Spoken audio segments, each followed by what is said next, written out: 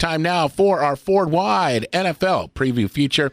Joel Thorman joining us, back with the Wise Guys, blogger for the Kansas City Chiefs and ArrowheadPride.com. Joel, great to have you back, my friend. Hey, glad to be back on here again. I haven't talked to you guys since the draft, so I'm excited. I know, we are too. The lockout is over with. I know you've got to be completely geeked on that, right? Oh, man, it is awesome. You know, first to have the lockout in, that's exciting enough, but then to move right into free agency and, you know, signing all these draft picks and camp starting this week, I mean, it's one of the craziest weeks I've ever seen in the NFL. Well, let's start right there with the Chiefs. Free agents that they have signed and how you think the direction of the team will be going in the little time that they have to make something happen in that department.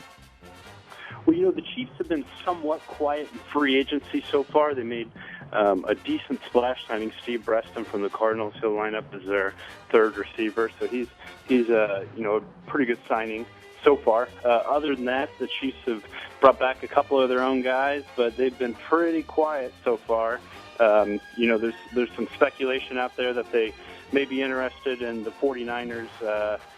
Nose tackle Abreu Franklin. He's kind of one of the big fish on the market, so that's one of the big names we're waiting on right now.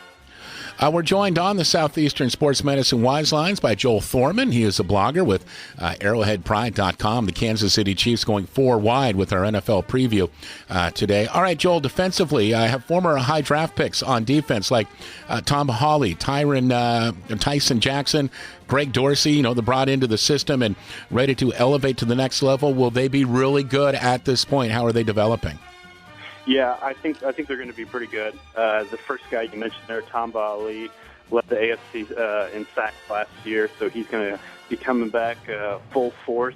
And, the rest of the Chiefs defense, what's so good about them is, last year they made, some pretty big steps and, brought themselves from one of the worst defenses to, a middle-of-the-road type of group.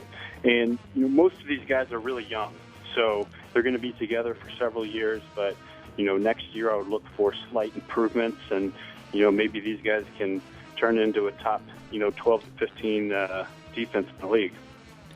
Joel Thorman joining us, blogger, Kansas City Chiefs, ArrowheadPride.com. It's 4 wide as we begin our NFL preview leading right up to the beginning of the NFL season. And, Joe, I'm looking ahead at the Chiefs' schedule, and it's looking pretty good there to start, but then right around Thanksgiving, it gets just ridiculously brutal. We're talking about at New England. Then you got to play Pittsburgh, at the Bears, at the Jets, and then you host the defending world champion Green Bay Packers. How on earth are they going to make it through this gauntlet? I mean, it's one of the most just ridiculous schedules I've ever seen. I think you're looking at all 4 of the final 4 playoff teams from last year. Exactly. That's a good question. How will they make it through? It's going to be a heck of a task. Like you said, they play all 4 teams that were involved in the conference championships last year. The Chargers are always good. They're going to play the Colts. This is just a heck of a schedule. But I think this is a young team on the rise, and this will be a really good litmus test to see where they stand right now. I'm cautiously but optimistically saying that I think they can win 9 to 10 games. They won 10 games last year, but so it's one of those situations where they could improve drastically as a team, but win less games just because the schedule is that hard. And yeah, not only are we talking about 5 playoff teams, we're talking about them in a row at a crucial point in the season. So it's going to be very tough for them to repeat as divisional champions. And also too, I think the Chiefs are going to be a hot button team this year because if you look, they're already scheduled for 4 primetime games, so they're going to get plenty of pub on the TV. Yeah, no, that's the best part. I'm really looking forward to I believe it's a Monday nighter in New England, and then also San Diego on Halloween. So those should be some two pretty cool national games, as the Chiefs kind of get some more attention here. Joel Thorman joining us, ArrowheadPride.com. He's a blogger covering the Kansas City Chiefs. We're going 4 wide with their NFL preview. And Joel, you're first up, by the way, so we thank you for coming on and getting us off to a good start. All right, last question here, and I just need your help on this. Why is it Kansas City supports the Chiefs, but they just can't support the Kansas City Royals? Well, one, I would say the first thing, I don't know if you guys are baseball fans, but football is clearly a superior sport in my mind. Hold on just a sec, Joel. My on-air partner, McClement, just stepped back in. He just got back from taking a bus trip, another one, up north to see the Orioles and the Braves. Bill, you want to step in on this one? Because I tend to agree with them. It's a far superior sport. Yeah, you know what? Sport is great in this country. All sport is great in this country. You just form your allegiances where you want them. Nice try, Pat. Nice try, Pat. Continue, Joel.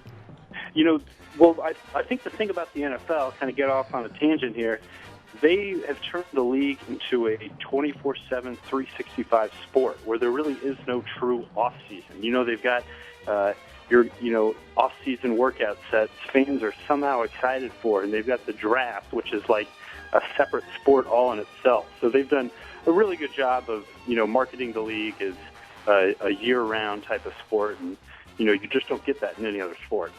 Yeah, no doubt. I mean, it's amazing the support the Chiefs have had. I mean, through the years, going back to the 70s, and Arrowhead Stadium is just, I think, one of the more unique stadiums out there, and it just seems to be filled with red each and every Sunday. And, Joel, quickly, are you a season ticket holder? You go to many games? I'm a credentialed member of the media, so I go to every game. Wow. I go sit up in the press box with the rest of the staff eating the pregame buffet. Wow, dig you. Right on. Does that include like tasty steaks? So in Kansas City, so you have Kansas City style barbecue occasionally. Occasionally we do. Unfortunately, they don't bring in the best one. They have a partnership with the local company, but ultimately, any barbecue from KC is pretty darn good. Yeah, you're gonna have to get on that and straighten that out for next season. You're like us media guys. We're cheap. It's like they can give you steak. No, we're poor. That's not the same as cheap. Yeah, cheap or poor, one of the two. Yeah, I always say, hey, man, cheap is when you have the money and you don't want to spend it. Poor is you don't have the money to spend. Hey, Joel, thanks so much for stopping by, getting our 4-wide NFL preview off to a great start. We appreciate you, bud. Hey, guys, we'll talk to you soon. You got it. Be good. For any Kansas City Chiefs news, there's your guy right there, Joel Thorman, blogger for arrowheadpride.com, covering the Kansas City Chiefs. Quickly, Seth. And yeah, if you're a big-time Chiefs fan, you have Twitter, go to twitter.com/arrowheadpride. You can follow Joel in the game. Right on.